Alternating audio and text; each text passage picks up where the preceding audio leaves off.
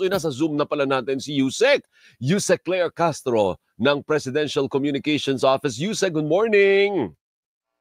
Good morning, Alvin! Patingin. Akala ko naman mag-gown ka rin kasi nasanay ako sa Malacanang briefing mo na naka-ano ka. Anong tawag mo dun sa damit na yun, Yusek? Yung parang may ganon, yung may nakaumbok dito sa sa Mangas. Filipiniana yun. Oo nga eh. So sabagay, too early naman para mag-Filipiniana si Yusek. Ano po? So Yusek, pinanindigan po. Alam mo, kailangan tayo maging mag-Filipiniana kasi pro-Philippines tayo eh. Hindi tayo non-pro any country. Para nagpaparinig ka. Basta pro-Philippines dapat ang Pilipino. Hindi pro-China. Kagaya ng iba. Hindi pro any country, not pro any country. Mahirap yun. Diba? I agree. Tama yun. Ano? Hindi, Kako, pinanindigan ng PCO. Yung issue kaugnay dito sa reporter ng Net25 na si Eden Santos, ano? At actually, hindi Eden Santos ang pangalan niya nung kasama ko dati sa field eh. Eden, ano bang apelyido noon? Nag-asawa na kasi itong Santos na to. Suarez. Ayun. So pinanindigan Yusek ng PCO ni Secretary J. Ruiz. Sa pagkakakita ko, nabalita kasi, di ba? May letter din naman si Secretary J. Ruiz. Pero at the time na binigay niya yan, wala akong kopya eh. So pero nakita ko na sa news. So malinaw, ang point mo is wala kang kinalaman sa pagpapaalis kay Santos kasi ang nakikita lang ng mga viewers natin, yung palagi ninyong, kasi pag nagtanong itong si Santos, parang negative palagi, ano? Nakikita naman natin, pero syempre reporter yan, karapatan naman niya magtanong o anong gusto niyang itanong, hindi ho ba? So walang connect doon sa palagi ninyong nagtitrending na sagutan, Yusek. Hindi ko alam kung bakit siya nagtitrending. Really. Hindi, on my part, hindi sa akin para mag-trending yon. Siguro part nila para mag-trending yon. Alam mo yan, parang ginagawan talaga ng anggulo para mag-trending. But for me, kahit sino magtanong sa akin, kahit si Ivan, kahit si Pia, mas mahirap ang tanong nila, Pia, talaga mag-iisip ka eh, di ba? Alam mong may gusto lang kunin na sagot. Hindi para mag-trending. So, wala sa akin yun. Pero kung yun gusto nilang angguluhan, di ba? Kung yun ang gusto nilang angguluhan, di wow. Ang tanong is, may kinalaman ka ba? Kung ikaw ba ang nag-push natanggalin yung Santos na yan sa Malacanang press corps o wala kang kinalaman dun? Yan ay akto. Yan ay move ni Secretary J. Ruiz. Siguro kung walang ganun nangyaring insidente, actually ito yan, Alvin. Nung nagkaroon ng pagsusunog ng mga illegal na droga sa Tarlac, wala kasi naman ako doon. Di ko naman alam yung nangyayari sa kanila doon eh. So, yung insidente na yon, wala akong kaalam-alam doon. So, bakit ko naman siya ipupush tanggalin doon? Diba? Saka sabi ko nga, kung reporter yan at hindi propagandista, diba? Kung talagang reporter yan, di mo kailangan tanggalin, diba? Wala sa akin. Tayo sumasagot lang ng mga katanungan sa abot ng ating mga kaya. Pagka tinanong ako at wala sa akin yung records, edi sabihin ko, bukas, hingi tayo ng records sa kinauukulang ahensya. So, wala namang mawawala sa akin, di ba? Kung halimbawa sasabihin ko, bukas ibibigay ko kasi wala akong kopya dito. So, di ko alam bakit pinagtitrending nila pinagsasalpukan nila. Bakit? Intentional? Nila? Hindi ko alam. Okay. So, pero suportado nyo naman yung desisyon ng boss mo, si Secretary Ruiz. Kumbaga, ikaw kasi abogado, sila hindi. So, may point naman, may legal basis naman ang sulat ng PCO sa Net25. Alvin, may kasama mga lawyers si Secretary J sa grupo niya. So, tingin ko naman pinag-aaralan nila yon. So, sa akin wala akong say doon eh. Hindi ako nag-draft ng letter, hindi ako. So, may lawyer si Secretary J. Dalawa pa ang lawyer na, hindi lang, 3 yata or 4 pa yata yung kasama niya ni Secretary J sa grupo niya. Opo. Pero yung Malacanang press corps kasi, nandiyan ka na rin lang, tanungin na kita. Yung Malacanang press corps ay nag-react doon. Sabi ng Malacanang press corps, si Ivan, ayaw lang magpa-interview ni Ivan sa aming kahapon, meron siyang ginamit na word. And that word is overreach. Doon sa statement nila kahapon. Anong masasabi mo doon? Tama ba ang kanilang assertion na may overreach ang Malacanang in trying to replace that reporter from covering the palace? Ah, okay, hindi ko alam kung anong pananaw nila Sec J diyan, pero pananaw ko ganito. Hindi naman kasi pinipigilan, 'di ba, ang Net25 na sumali sa MPC. Accredited naman sila eh. Hindi nga sila binan ng lahat ng reporters tulad ng Rappler noong nakaraang administrasyon. Walang ganon eh. Ang kailangan lang is palitan. Baguhin nyo, ibahin nyo. Nandito pa rin kayo. So, parang wala tayong nakikita na para pigilan magsalita o para may overreacting ang dating. Palitan lang naman. Marami naman sila magagaling doon eh. Unless isa lang ang magaling nila. Ang dami naman yata nilang reporter doon na pwedeng hindi mag-violate naman, di ba? Parang nag-violate ng mga protocol. So, yun lang. Anong protocol lang na-violate ba nitong Eden Yusek? Okay.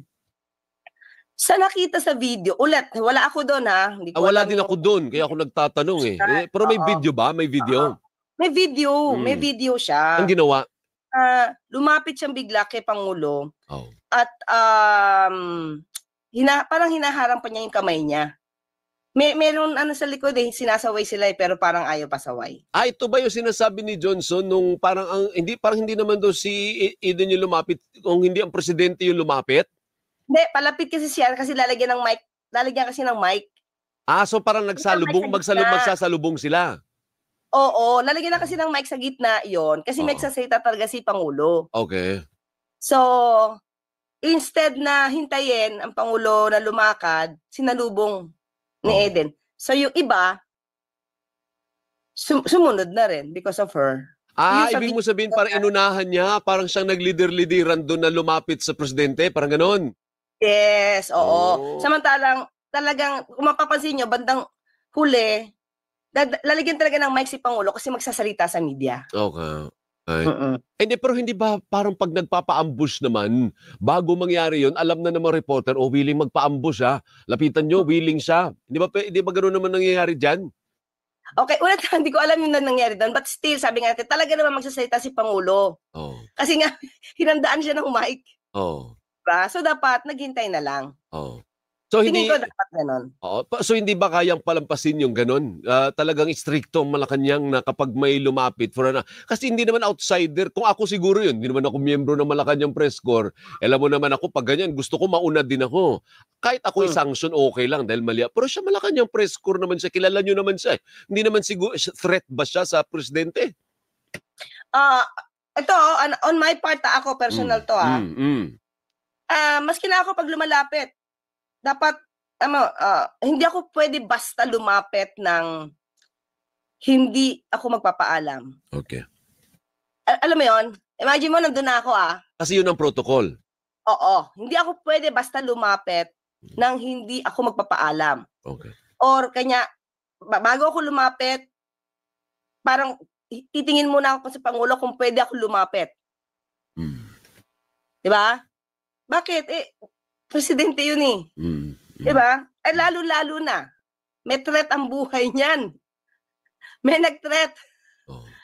May assassin na may kakilala. Paano? Diba dapat lalong protektahan ng Pangulo? So, yun lang yung sa atin. Okay. Yung threat na sinasabi mo, yun yung threat ni Vice President Sara Duterte na dati ipapapatay. Diba tinutukoy mo?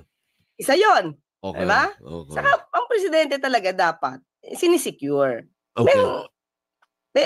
Diba? For me. Sa akin lang. Di pero sabi parang may violation pa siya. Kung hindi itong una. So meron pang ibang insidente na may violation din yung Eden Yusek. Yun ang hindi ko na alam. Ito lang nakita ko sa video eh. Hindi ko kasi talaga alam yung sitwasyon niya. Bakit ganun? Yusek, sorry I will have to say this. Bakit ganun? Parang hinihiwalay mo yung sarili mo dun sa kay Secretary Ruiz. Hindi ba under ka kay Secretary Ruiz? Isang opisina kayo? May separate kasi ako na hindi siya office na separate as in. Pero yung mga pagdidesisyon kasi ng PCO ni Secretary J, hindi kasi ako kasama dun. Sa pagpupulong nila about anything, sa pagmamanage, di ako kasama sa kanya. Pero under ka kay Secretary J? Under ako, yes. Pero yung kung paano magde-decide, kung sino yung kukumpas dito, kung sino anong ididesisyon nila. Hindi ako kasama sa mga pagpupulong nila. Kaya nga nakakatawa 'tong mga di ko alam kung kanino mga supporter 'to para gumawa lang ng kwento, di ba? Na ako yung nag-push. Di ko alam yung mga decision ng PCO eh. Oo. So hindi ka pagdating sa ganyan, kasali. hindi ako kasali sa mga usapan nila. Okay. Ay, ba't hindi ka kasali? Kasi Yusek ka naman. Hindi yun yung parte ng mandato ko eh. Okay. So ikaw, hiwalay talaga yung, hindi ka kasama ni J. Ruiz dyan, no? Hiwalay yung appointment mo. But do you also report to Secretary J. Ruiz o sa iba ka nagre-report? Sa ako more on the SOCMED kami. Sa media lang talaga kami. Hindi, iba yung minamanage ni Sec J eh. So kanino po kayo nagre-report? Hindi ako sa kanya nagre-report. Basta nakita niya na lang yung trabaho namin. Messaging kami. Okay, may grupo siya pang messaging. Yan may grupo siyang pang messaging, so doon lang kami. Pero diretso kay Sec J, hindi naman ako nagre-report sa kanya. So nakikita niya lang yung gagawa namin. Sinong boss mo? Sinong pinaka-secretary mo kung hindi ka nagre-report kay J? Presidente. Ayun. So si Yusek Claire, direkta siya sa presidente, hindi siya sa secretary. Mag-report. Ganun pala yung setup ninyo. Kaya siguro maraming nagtataka na hindi, boss niyan si Jay, kasali yan sa decision making si Castro. Hindi siya kasali, hiwalay siya. Buti nalinaw mo yan. Hindi talaga. So, kung ano yung ginagawa nila sa pagmamanage and everything, wala akong kamay doon. Oo, pati yung mga balasahan doon, may mga bagong tawan doon, wala kang kinalaman doon. Wala talaga. So, di ba nakakataka, ang dami-daming gumagawa ng theory na ako daw hatak ni Sec J. Hindi ako hatak ni Sec J. Actually, sabay nga kami nag-oath-taking kasi doon lang kami nagkakilala eh. February lang kami nagkakilala ni Sec J. Okay. So, hindi niya ako hatak. Hindi niya ako kinuha. Ayan, para lang malinaw. At least nalinaw po natin na ganun pala yung setup nila dun sa Malacanang. Oh, by the way, ilang araw na lang yung SONA ng presidente. May pwede ka bang sabihin sa ating mga kababayan gaano ba kahaba yung SONA ng presidente? Ano yung i-highlight ng presidente? Ano ba, may pagbabago ba? This is the pangilan na ba? Fourth? 2022, 23, 24. Fourth SONA ng presidente. Actually, ganito hindi pa ako, kaya nga may nagtatanong sa akin dyan, sabi ko wala pa akong detalye. Mag-i-start pa lang siguro kami by next week. Ako syempre iba yung grupo na talaga nag-prepare dyan. Pero ako baka i-prepare ako by next week pa. So, wala pa akong masabi. So, pag meron na, at nag-start na kami, kumbaga, parang baka try namin gumawa ng series. Oo. Before the SONA, para maisa-isa. Pero, pinaplano pa lang namin. So, wala pa talaga akong detalye about that. Sinong magsusulat ng SONA ng presidente, Yusek? Hindi ko pa talaga alam. Pero may taga-sulat yan, di ba? Kasi sobrang haba. May taga-sulat yan, di ba? Kasi sobrang haba niyan eh. Taga-sulat, hindi ko masasabi kung may taga-sulat. Pero siguro yung pag nagbibigay ng report, halimbawa ako, PIDEA, dapat magbigay ako ng report, ito na po yung accomplishment ko. So, saka lang siguro may gagawa ng parte doon. So, hindi pa ako, first time ko kasi ngayon eh. So, Alvin. Oo nga. First time ko, sa kayo wala pa ako masyadong alam. Pero by next week, baka meron na. Pag meron na akong detalye pa unti-unti, then I will report. Opo, so kahit yung mga i-highlight ng presidente, wala ka pang alam. Kasi wala pa mga 20 pesos na bigas, for sure, kasali yan. Diba? Mga accomplishments, kasali ka palagi sa SONA, lalo pang-apat na ng presidente, secretary. Yusek.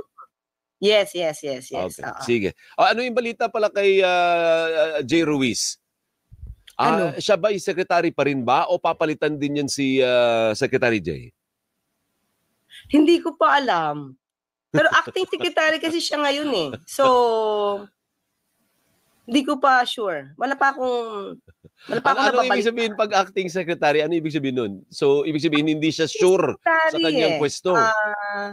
Kasi na-bypass siya, di ba?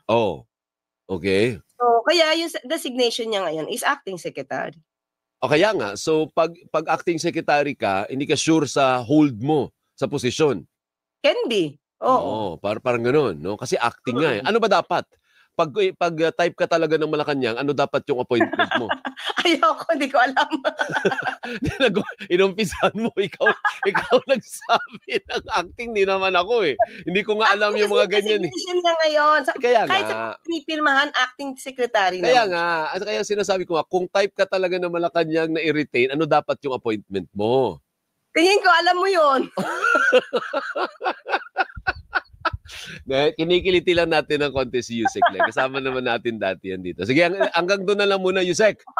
Maraming salamat ha. Ay, hindi mo pa rin tinutupad yung pangako mo na pupunta ka sa amin dito ni Bigornia. Wala pa rin. Tagal na. Ito nga, nangako na nga ako kay Sandro sa kay Maan Macapagal. Supposed to be mamayang hapon. Sige, ganyan ka naman eh. So, at least nalalaman natin kung kanino ka mas malapit, no? Favorite. Ang aga naman kasi, alam mo ba, kung tutusin, Alvin, isipin mo, ikaw yung pinaka-favorite ko. Alam mo kung bakit? Pinagising mo ako ng 5:30.